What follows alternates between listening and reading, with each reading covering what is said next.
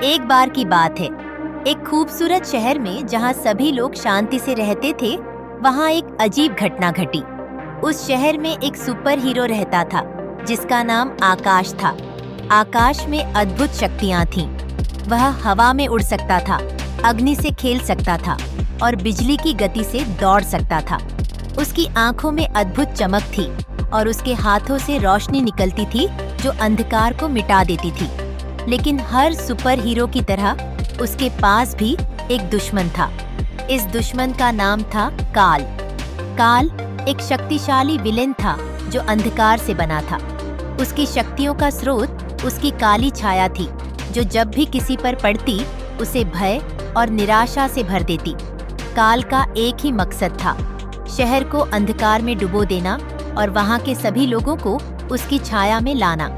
एक दिन काल ने शहर पर हमला किया। वह आसमान में काली बादल बनकर छा गया और पूरे शहर में अंधकार फैलने लगा। लोग डर से अपने घरों में छिप गए, लेकिन आकाश ने हार नहीं मानी। वह अपने शक्तिशाली हथियार सूर्य किरण को लेकर काल से लड़ने के लिए तैयार हो गया।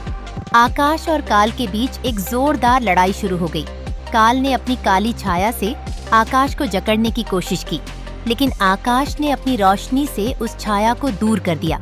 आकाश ने हवा में उड़ते हुए काल पर हमला किया, लेकिन काल भी कम नहीं था। उसने अंधकार की बिजली से आकाश को घायल कर दिया, लेकिन आकाश ने हार नहीं मानी। उसने अपनी सारी शक्तियों को एकत्रित किया और एक जोरदार प्रकाश का गोला बनाया। इस गोले में इतनी ताकत थी कि उसने पूरे शहर को रोशनी से भर दिया। काल, जो अंधकार का राजा था, इस रोशनी को सहन नहीं कर पाया और धुएं में बदल गया। शहर फिर से रोशनी में डूब गया और लोगों ने अपने हीरो आकाश की जय जयकार की।